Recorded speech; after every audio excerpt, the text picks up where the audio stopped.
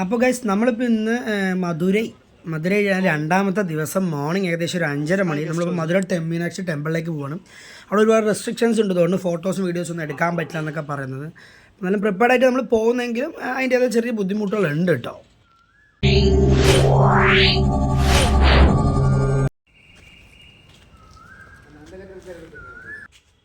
ഇവിടുത്തെ പേരെനിക്ക് വായിക്കാൻ അറിയുന്നില്ല, പക്ഷേ നമുക്ക് കിട്ടിയ സ്റ്റേൻ്റെ അവിടെ തന്നെ പാർക്കിംഗ് ഒക്കെ നല്ല അടിപൊളി സൗകര്യത്തോടുകൂടിയുള്ള പാർക്കിങ്ങാണ്. നമ്മൾ ബൈക്കിൽ വരുമ്പോൾ പലയിടത്തും പല ഇഷ്യൂസും കേൾക്കാറുണ്ട്. അപ്പോൾ നമുക്ക് പാർക്കിംഗ് നല്ല രീതിയിൽ തന്നെ കിട്ടി. റൂമും കാര്യങ്ങളെല്ലാം ഓക്കെയാണ്, ഹാപ്പിയാണ്. നമ്മളവിടെ സ്റ്റേ ചെയ്ത് നേരെ നമ്മൾ ടെമ്പിളിലേക്ക് പോകണം. വണ്ടി തുറ കിടക്കുന്നുണ്ട്, നല്ല തണുപ്പടിച്ചിട്ടായിരിക്കുന്നുണ്ടാവും കേട്ടോ. നിങ്ങൾ കഴിച്ച് ബാഗ് ഒന്ന് സെറ്റ് ചെയ്തപ്പോൾ നമ്മളിപ്പോൾ ഇവിടെ ബാഗ് സെറ്റ് ചെയ്യുന്നില്ല. ടെമ്പിളിൽ പോയിട്ട് നമ്മൾ ഡ്രസ്സൊന്നും മാറ്റണം, മുണ്ട കൊടുത്തിട്ട് പോകുന്ന സമയത്ത് അത് കഴിഞ്ഞ ശേഷം നമുക്ക് സെറ്റ് ചെയ്യാമെന്ന് വിചാരിച്ചു. അങ്ങനെ അപ്പോൾ നേരെ ടെമ്പിളിലേക്ക് ഗൈസ്. അപ്പം നമ്മൾ ടെമ്പിളിൻ്റെ ഭാഗത്തെത്തി. രാവിലെ ആയതുകൊണ്ട് വലിയ തിരക്കൊന്നും കാണുന്നില്ല, ബട്ട് ഓക്കെയാണ്. അതേപോലെ നമ്മൾ കയറുന്നതിനുള്ളിൽ തന്നെ നമ്മുടെ ബാഗ്സ് ഞങ്ങളെല്ലാം കൊടുത്തു. നമ്മുടെ സൈഡ് ബാഗിലുള്ള എല്ലാത്തിനും 5 രൂപ വെച്ചാണ് ചാർജ് ചെയ്തേക്കുന്നത്, ബട്ട് സേഫ്റ്റി ഉദ്ദേശമായിരിക്കും. ഓക്കെ ഗൈസ്, അങ്ങനെ ഞങ്ങൾ അമ്പലത്തിൽ കയറി തൊഴുതു വെളിയിലിറങ്ങി. ഫോൺ കിട്ടിയതിന് ശേഷമാണ് ഈ ഒരു വീഡിയോ എടുക്കുന്നതിന്. ഉള്ളിൽ കയറുമ്പോൾ ഒന്നും ആലോചിച്ചില്ല, അതുകൊണ്ട് മാത്രമാണ് ഈച്ച് ആൻഡ് എവറി വൺ ഓരോ ഇലക്ട്രിക് ഓരോ ഗാഡ്ജറ്റ്സിന് 5 രൂപ വെച്ചൊരു ചാർജ് ചെയ്തത്. ഈ കടയിൽ നിന്ന് ഒരു ചായ കുടിക്കാമെന്നുള്ള പ്ലാനിലൊക്കെയാണ്. ഞങ്ങളൊരു ചെറിയ ചായ കുടിച്ചതിന് ശേഷം ഇനി പ്ലാൻ ചെയ്തിട്ട് നേരെ എഗെയിൻ ടു ധനുഷ്കോടി. 190 കിലോമീറ്റർ നമുക്ക് അങ്ങോട്ട് പോകാനുണ്ട് കേട്ടോ, 190 കിലോമീറ്റർ. അപ്പം ഇവിടെ ഒരു 1000 കൽ മണ്ഡപം എന്ന് പറഞ്ഞൊരു സംഭവമുണ്ട്, ഒരു സ്ഥിതിയുണ്ട്. ഞങ്ങളിത് കണ്ടു, വെളിയിൽ നിന്ന് കണ്ടു, ഉള്ളിൽ കയറിയില്ല. ഒരു പ്രത്യേകതയാണ്, പക്ഷേ ഈ 1000 കാലും ഭൂമിയിൽ ഉറക്കില്ല അതിൽ, അങ്ങനെയാണ് പറയുന്നത്. ഇതിൻ്റെ ഒരു ഐതിഹ്യം എന്തെങ്കിലുമൊക്കെ ഉണ്ടാവും ആ ബേസ് ചെയ്തിട്ടാണ്. അപ്പോൾ ഇത് ഇവിടുത്തെ ഒരു ആന വരുന്നത് കാണാൻ നല്ല ഭംഗി, കുറിയൊക്കെ ഇട്ട് ഭക്ഷണമൊക്കെ തിരിച്ച് നല്ല രസമായിരുന്നു കേട്ടോ, അടിപൊളി. രാവിലെ എന്താ ഓരോ ഭംഗി, ഓരോ സ്ഥലത്ത് നിന്ന് ഓരോരുത്തർ അടുത്ത് കൾച്ചറൽ രീതികൾ നമുക്ക് കാണാൻ പറ്റുന്നതാണ്. അപ്പോൾ ഞങ്ങളെല്ലാം വീഡിയോ എടുത്തുകൊണ്ടിരിക്കുക, എല്ലാറ്റിനും അതെല്ലാം നമ്മൾ ആകാംക്ഷയോട് കൂടി ഇങ്ങനെ നോക്കുക, നല്ല രസമുണ്ട്. ആ ഒരു ആന അവർ എത്ര പ്യുവറായിട്ട് കൊണ്ടുവരുന്നു, നല്ല മുറിവും കാര്യങ്ങളൊക്കെ ഉണ്ട് കേട്ടോ.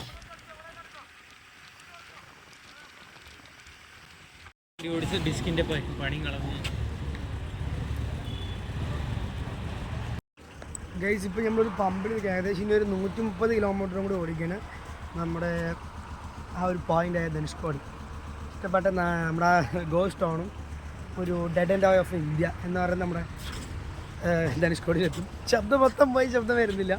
നല്ല അടിപൊളി നല്ല വൃത്തിയുള്ളോട്ടാണ്. വർഷമൊക്കെ പോയി 130 കിലോമീറ്റർ പോയി കഴിഞ്ഞാൽ നേരെ ധനുഷ്കോടി. ബാക്കി അവിടെ ചെന്നിട്ട് കാണിക്കാം.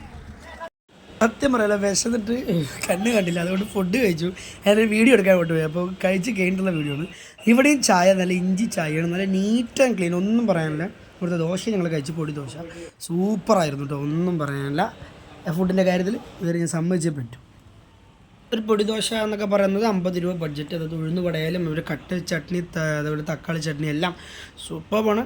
നമ്മുടെ പാലക്കാട് ജില്ല ഒഴിച്ച് കഴിഞ്ഞാൽ പിന്നെ ഇത് ഇവിടെ കിട്ടുകയുള്ളൂ, അല്ല ഇവിടെ ഒഴിച്ച് കഴിഞ്ഞാൽ നമ്മുടെ പാലക്കാട് ജില്ലയിൽ കിട്ടുകയുള്ളൂ, ബാക്കി അവിടെ പോലും കിട്ടില്ല. അതേ കാണുന്നതാണ് വേറെ ഹോട്ടലീസ്, നമ്മുടെ ഹൈവേയിൽ തന്നെ റൈറ്റ് സൈഡിലാണ് ഗായ്സ്. അപ്പോൾ നമ്മളെ വെൽക്കം ചെയ്തേക്കാണ് നമ്മുടെ പാമ്പൻ ബ്രിഡ്ജ്, അഥവാ നമ്മുടെ ധനുഷ്കോടിയിലേക്ക് എത്തുന്നതിന് കുറച്ച് ഏകദേശം ഒരു 26-30 കിലോമീറ്റർ മുൻപുള്ള നമ്മുടെ ഈ കാണുന്ന പാമ്പൻ ബ്രിഡ്ജ്. ഇത് ഈ കാണുന്ന 2 സൈഡ് ഓപ്പൺ ആവുക എന്നൊക്കെയാണ് കേൾക്കുന്നത്, ഷിപ്പുകളൊക്കെ വരുന്ന സമയങ്ങളിൽ. ഈ കാണുന്ന ബ്രിഡ്ജിൻ്റെ തൊട്ടപ്പുറത്ത് വന്നിട്ട് ഇന്ത്യൻ ഓഷ്യനും ഈ കാണുന്ന അറബിക്കടലുമാണ് കേട്ടോ, അതും ഒരു വലിയൊരിതാണ്. ഇപ്പം നമ്മൾ ഈ ഫോണിൻ്റെ വ്യൂവിൽ ലെഫ്റ്റ് സൈഡ് വരുന്നത് നമ്മുടെ അറബിക്കടലും റൈറ്റ് സൈഡ് ഇന്ത്യൻ ഓഷ്യനും. നമ്മുടെ വണ്ടിയൊക്കെ നിർത്തി കുറേ ഫോട്ടോസും എടുക്കണം കേട്ടോ. ഫോട്ടോ അല്ലെങ്കിൽ എന്ത് ട്രൈഡ് ഇത് കാണിച്ചു തരാം നിങ്ങൾക്ക്. ഇന്ത്യൻ ഓഷ്യൻ ഞാൻ കാണിച്ചു തരാം. ഇന്ത്യൻ ഓഷ്യൻ്റെ ഭംഗി ഒന്ന് നോക്കി ഞങ്ങൾ. നമ്മുടെ പുഷ്പാട്ട് പോലൊക്കെ കുറേ ഷിപ്പ് മറ്റേ ലാസ്റ്റ് ഒരു സമയത്ത് എന്താ പറയുക, ചന്ദനമരം വലിച്ചിട്ട് പോകില്ലേ, ആ റേഞ്ചിലുള്ള ബോട്ടുകൾ ഇവിടെ നിൽക്കുന്നുണ്ട്. ഇവിടെ വന്നപ്പോഴാണ് കണ്ടില്ലേ ആ പടത്തിൽ കാണിക്കുന്നത്. ഇവിടുന്ന് നേരെ ഈ ബോർഡറെല്ലാം കൂടി ശ്രീലങ്കയിലേക്ക് ചെല്ലുന്നൊരു സ്റ്റോറിയൊക്കെ പറയുന്നുണ്ടല്ലോ. ഇത് ആ ടൈപ്പിലുള്ള ഇഷ്ടക്കണക്കിന് ബോട്ടിലാണ്. ഇത് കടലടിയിലേക്ക് വലിച്ച് കെട്ടിയിരിക്കുകയാണ്. അതെങ്ങനെ ഒരാൾ ചിലപ്പോൾ ചാടിപ്പോയിട്ട് നങ്കൂരം എന്തെങ്കിലുമൊക്കെ ഇടുക അല്ലെങ്കിൽ എന്തെങ്കിലും കുരുക്കിടുകയെന്നും അറിയില്ല. ബട്ട് ദ ബ്യൂട്ടി എന്ന് പറയാൻ അത് കണ്ണിനുള്ളിൽ കണ്ടാലേ പറയാൻ പറ്റുള്ളൂ. ഗൈസ്, കുറച്ചുകൂടി ഫ്രണ്ടിലേക്ക് വന്നപ്പോൾ അതിലും സൂപ്പറായിട്ടുള്ള ദേ ആ കാണുന്നതാണ് ഇന്ത്യൻ ഓഷ്യൻ പറഞ്ഞ ഇന്ത്യൻ ഓഷ്യൻ. വാവ കണ്ടത് ത്രില്ലായിരിക്കും വീഡിയോ ഒക്കെ എടുക്കാൻ ഞാനും എടുക്കുകയാണ് കേട്ടോ, എനിക്ക് വേറെ വഴിയൊന്നുമില്ല. അതുകൊണ്ട് ഇത് ഈ കാണുന്നത് അറബിക്കടൽ. പക്ഷേ അറബിക്കടൽ വളരെ ശാന്തമാണ്. ഇതിനെന്താ സംഭവം എനിക്കും അറിയില്ല, എന്തായാലും ഒന്ന് ഗൂഗിൾ ചെയ്ത് പഠിക്കണം എന്താ സംഭവം എന്നുള്ളത്. എന്തെങ്കിലും കണ്ടതിനെ പറ്റി ഒന്ന് സെർച്ച് ചെയ്ത് സംസാരിച്ച് മനസ്സിലാക്കണമല്ലോ. ഇവിടെ നമുക്ക് ഇറങ്ങാൻ പറ്റും, ആ സൈഡിൽ ഇറങ്ങാം. വെള്ളത്തിലിറങ്ങാനൊക്കെ വളരെ റിസ്ക് ആയിരിക്കും, ഭയങ്കര അടിപൊളിയാണ്. ഇതാണ് നോക്ക് വെള്ളം പറഞ്ഞ സീന് കണ്ടോളി, കണ്ടോളി. ഒരു സൈഡില് ഇന്ത്യൻ ഓഷ്യനാണ്. ഇന്ത്യൻ ഓഷ്യൻ കളർ നോക്കണ, വെള്ളത്തിന്റെ കളർ നൈസാണ്. This is Dhanushkodi. ആഗ്രഹങ്ങളായ ഒരു വലിയൊരു ആഗ്രഹമാണ് വന്ന് ബൈക്കിൽ നോവനെയും കൊണ്ട് ഫുള്ള് വൃത്തിയുണ്ട് കേട്ടോ. ഒരു പ്രശ്നമൊന്നുമില്ല. പൂന്തുന്നുണ്ട് കേട്ടോ. നന്നായി പോകുന്നില്ല അവിടെ.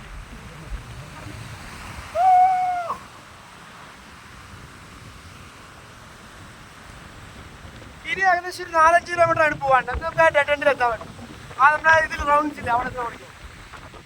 പൊളി അതേമാത്രം ഒരുപാട് കുറ്റിച്ചെടികൾ, അത് കാണാൻ തന്നെ ഭംഗിയാണ്. അത് ഈ വെള്ള മണലിൽ ഇനി കുറ്റിച്ചെടികൾ നിൽക്കാൻ നല്ല രസമുണ്ട്.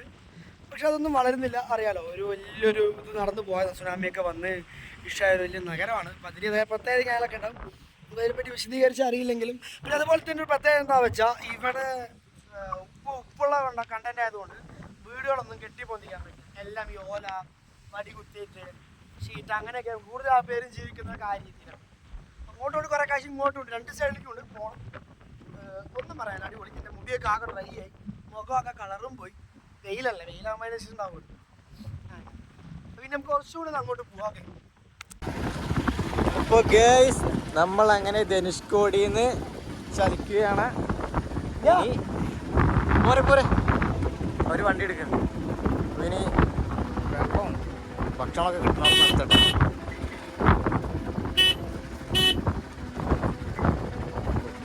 ഒത്തിക്ക് ഇറങ്ങുന്നുണ്ടെങ്കിൽ തന്നെ നല്ല കായി. ബൈക്കുകാർ തിരക്കല്ല ഇവിടെ, കാറുകാരാണ് തിരക്ക്.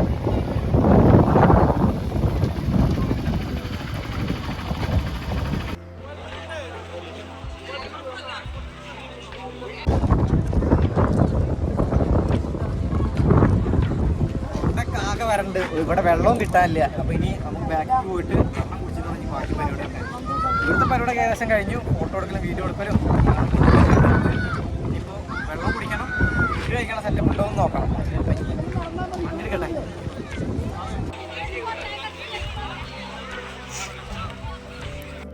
ഫുള്ള് ആളുകളെ കൊണ്ട് തെങ്ങി നിറഞ്ഞിരിക്കുകയാണ് ഇന്ത്യൻ ഓഷ്യൻ കാണാൻ വേണ്ടിയിട്ട്.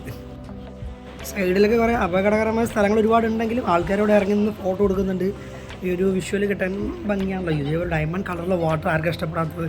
അങ്ങനെ കുറേ പേരോട് ഇറങ്ങി നമ്മൾ ഫോട്ടോ എടുക്കുന്നുണ്ട്. ഈ സൈഡിൽ നിന്ന് വെള്ളമൊക്കെ ഒന്ന് തെളിച്ച് നമ്മുടെ മേലേക്ക് വരുന്നുണ്ട് കേട്ടോ. അപ്പോൾ അവിടെ ചെന്ന് വീഡിയോസ് എടുക്കുന്നുണ്ട്. ഇത് കഴിഞ്ഞിട്ട് വേണം നമുക്ക് ഭക്ഷണമൊക്കെ ഒന്ന് കഴിക്കാൻ വേണ്ടിയിട്ട് കേട്ടോ. ഈ കാണുന്ന നമ്മുടെ ഈ ഒരു ധനുഷ്കോടി സൈഡിലെ ഈ ഒരു ചേച്ചിമാരുടെ കടയിൽ നിന്ന് നമ്മുടെ ഉച്ചഭക്ഷണം അഥവാ ഇവിടുത്തെ ഊണ് എന്തോ ഹെവിയാണ് കൊണ്ടൊക്കെയാണ് ഒരു ഊണ് പറഞ്ഞത്. ഏകദേശം 120 രൂപയാണ് ഇവിടുത്തെ ഊണ്. നമ്മളിവിടെ എന്തുണ്ടെങ്കിലും ചോദിച്ചിട്ട് ഭക്ഷണങ്ങളെല്ലാം കഴിക്കുന്നുള്ളൂ. അങ്ങനെ കാത്തിരുന്ന നമ്മുടെ ഫുഡ് എത്തി, ഊണെത്തിയിരുന്നു. ഊണിനൊപ്പം ഒരു മീൻകറി, ഒരു ഉപ്പേരി, ഒരു പൊരിച്ച മീനാണ് ഒരു 120 രൂപ ഊണിലുള്ളത്. അതുകൂടാതെ നമ്മൾ കൊടുത്ത മീൻ ഇവർ ഫ്രൈ ചെയ്ത് തന്നിട്ടുണ്ട്. ഇനി ഇതിനെ എങ്ങനെ അറ്റാക്ക് ചെയ്യാം എന്നുള്ളൊരു തോട്ടിലാണ്. നമ്മൾ അതും കഴിച്ച് തീർത്ത് സെറ്റാക്കും. അങ്ങനെ കഴിച്ച് കഴിഞ്ഞിട്ടുള്ള മീനിൻ്റെ ഒരു അവസ്ഥയാണ്. മറ്റൊരു മീനിൻ്റെ മുള്ളെന്ന് മുറിച്ച് പോയി. ഇത് മാത്രം ഞങ്ങൾക്ക് അടിപൊളിയായി കിട്ടിയിട്ടാം. വാരടക്കം എല്ലാം നമ്മൾ ആക്രമിച്ചു. നല്ല ഭക്ഷണമായിരുന്നു, എൻജോയ്മെൻറ്റ് അടിപൊളിയായിരുന്നു, കുഴപ്പമില്ല, ഉഷാറായിരുന്നെങ്കിൽ ഇവിടെ വരുമ്പോൾ എല്ലാവരും തീർച്ചയായും ഊണിൻ്റെ റേറ്റ് ഞങ്ങൾ ചോദിച്ചിട്ട് വേണം. ഞങ്ങളെല്ലാവരും പ്ലേറ്റ് നോക്കി വൃത്തിയിൽ കാണിച്ചു. എല്ലാവരും മുള്ളു ബാലൻസ് ഉണ്ട് കേട്ടോ. അതാണ് നമ്മുടെ ഊണ് കഴിഞ്ഞാലും മീനുകൾ ഇങ്ങനെ പൊരിച്ചുകൊണ്ടിരിക്കുക. എന്ന് വെച്ചാൽ അത്രയും ടൂറിസ്റ്റേഴ്സ് ഇവിടെ വന്നുകൊണ്ടിരിക്കും. മിനിറ്റ് വരുമ്പോൾ അവർ ഫുഡ് ഉണ്ടായിക്കൊണ്ടിരിക്കും, കഴിച്ചുകൊണ്ടിരിക്കും. അതിൻ്റെ നിറയെ കാഴ്ചകളാണ് കേട്ടോ. കൂടുതലും വെളിയിൽ കണ്ടോ ചെറിയ ഇങ്ങനത്തെ ഓല പോലത്തെ ഹട്ടുകളാണ്. ഇതിവിടെ നമ്മുടെ ആ ഒരു ദുരന്തത്തിന് ശേഷം, സുനാമിക്കുള്ള ശേഷം അപ്പം ഇവിടെ ഒന്നും കെട്ടാൻ പറ്റില്ല. ഈ ഉപ്പിൻ്റെ സാന്നിധ്യം ഉള്ളതുകൊണ്ട് എല്ലാം ഇടിഞ്ഞു പൊളിഞ്ഞ് പോയൊക്കെയാണ്. അപ്പോൾ നമ്മളവിടെ നിന്ന് വാഷ് ചെയ്തിട്ടൊക്കെ വേണം ഉള്ളിൽ കയറാൻ. അപ്പോൾ ഈ കാണുന്നൊരു കുഞ്ഞു കടയിൽ നമ്മൾ ഭക്ഷണമൊക്കെ കഴിച്ചത്. അപ്പം ഇവിടെ നിന്ന് വിട പറയുകയാണ്, കേക്ക് കഴിഞ്ഞ് പോവാണ്. ഓക്കെ, ഈ ഒരു റോഡിൽ എന്ത് പറയാൻ കേൾക്കില്ല, അത്രയും കാറ്റ് പറഞ്ഞാൽ അത്രയും കാറ്റാണ്. അതുകൊണ്ട് ഞാൻ ജസ്റ്റ് വിഷ്വൽസ് കാണിച്ചു തരാം. അത് മാത്രം നന്നായി നോക്കുക. അത്രയ്ക്കും കാറ്റാണ് മക്കളെ, ഒന്നും പറയാനുള്ള വിഷ്വൽ ബ്യൂട്ടി ഓഫ് ധനുഷ്കോടി. ഇതാണ് ലെവൽ. അപ്പുറം പറയുന്നത് ബേ ഓഫ് ബംഗാൾ, ഒരു സൈഡ് ഇന്ത്യൻ ഓഷ്യൻ.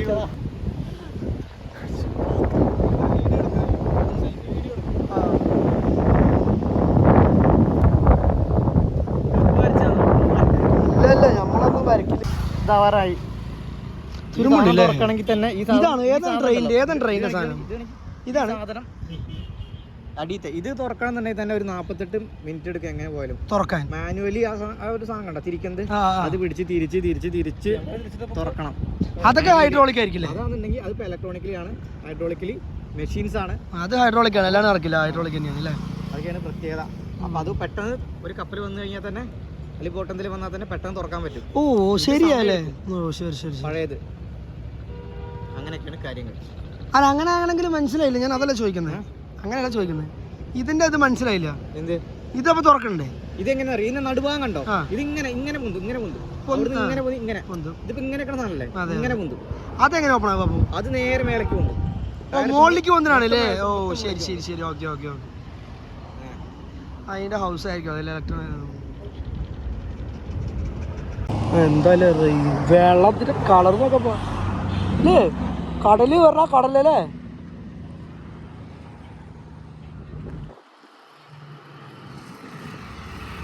എന്റെ വണ്ടി മണലിൽ പോയി പൊന്തിപ്പോയേ. ഇനി വണ്ടി എടുത്തിട്ട് ആരുമില്ലേ? അയ്യോ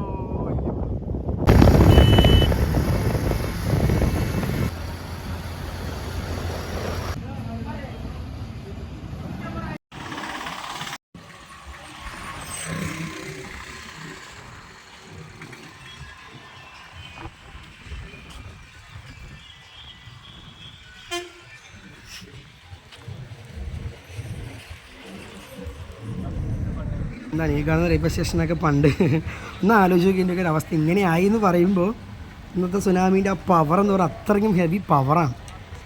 ആലോചിക്കണം. ഒരുപാട് ആൾക്കാർ ഇവിടെ പർച്ചേസ് ചെയ്യുന്നത് ഈ സൈഡിലൊക്കെ ഒരുപാട് കടകളാണ് കേട്ടോ. ഇവിടുത്തേതായ ഗ്രാമീണ തനിമയുള്ള സാധനങ്ങൾ കൊണ്ട് മാലയും വളയും ഒരുപാട് ആർട്ടിഫിഷ്യലുള്ള സംഭവങ്ങൾ ഉണ്ടാക്കി വെച്ച സംഭവങ്ങളൊക്കെയാണ്. ഒരു പക്ഷേ ഞാൻ കണ്ട ഏറ്റവും കൂടുതൽ ടൂറിസ്റ്റേഴ്സ് എന്താ ഇവിടെ കർണാടകക്കാരാണ് ഒരുപാടുള്ളത്. ഒരുപാട് മണ്ണിൽ കർണാടക, തമിഴ്നാട്ടിലാണെന്നില്ല ഉണ്ടെങ്കിൽ ഏറ്റവും കൂടുതൽ മോസ്റ്റ്ലി കർണാടകക്കാരാണ്. ഈ കാണുന്ന സൈഡിലെ കടകളിലൊക്കെ ഞാൻ പറഞ്ഞ അപ്പോഴേ കുറച്ച് മുമ്പ് പറഞ്ഞ ശംഖുകൾ കൊണ്ടും ഇവിടത്തേതായ എന്തൊക്കെ കിട്ടുന്നു അതൊക്കെ വെച്ചുള്ള ഓരോ ഇതുണ്ടാക്കുന്ന ആൾക്കാരാട്ടോ അവർ ഉണ്ടാക്കി സെറ്റ് അപ്പോൾ കൊടുക്കുന്ന എൻ്റെ കാഴ്ചകളൊക്കെയാണ് ഈ കാണുന്നതെല്ലാം. ഈ ഒരു കാണുന്ന പഴയ റെയിൽവേ സ്റ്റേഷൻ്റെ ഭാഗമാണ് കേട്ടോ. അത് ആ ടവറാണ് ആ കാണുന്നത്. അതിൻ്റെ മുകളിൽ കയറുന്ന ഇവിടുത്തെ വ്യൂ മൊത്തം കാണാൻ പറ്റുന്നു. പക്ഷെ ഇത്തവണ നമ്മൾ അവിടെ കയറുന്നില്ല, എന്ത് ഡേറ്റിൽ അത് തുറക്കില്ല എന്നുള്ളതാണ്, അത് ലീവാണ്. അപ്പോൾ നമുക്ക് ഇവിടുത്തെ വിഷ്വൽ ബ്യൂട്ടി ഇതൊക്കെയാണ്. ധനുഷ്കോടിൻ്റെ കാഴ്ചകൾ ഇനിയും കുറേ ഉണ്ട്, നമുക്ക് നോക്കാൻ പോകണം വഴിയിൽ എന്തൊക്കെയുള്ളതെന്ന്.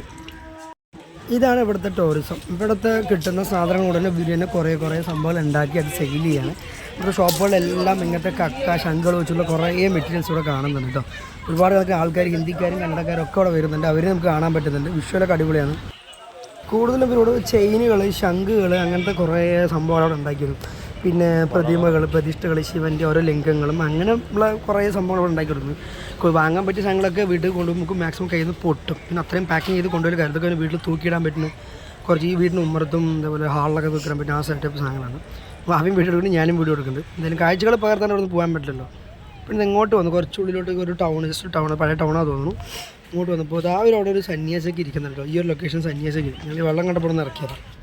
ഇപ്പം നിങ്ങളെ കാണുന്നത് നമ്മൾ ഏകദേശം ധനുഷ്കോടി ഇത് തിരിച്ച് വരുന്ന വഴിക്ക് അതേ റൂട്ടിൽ ലെഫ്റ്റ് സൈഡിൽ കാണുന്ന ഒരു വ്യൂ ആണ്. ജസ്റ്റ് ഞങ്ങൾ സൈഡിൽ വെള്ളം കുടിക്കാൻ നിർത്തിയപ്പോൾ കണ്ടൊരു കാഴ്ചയാണ് കേട്ടോ. അത് ഭയങ്കര നൈസും.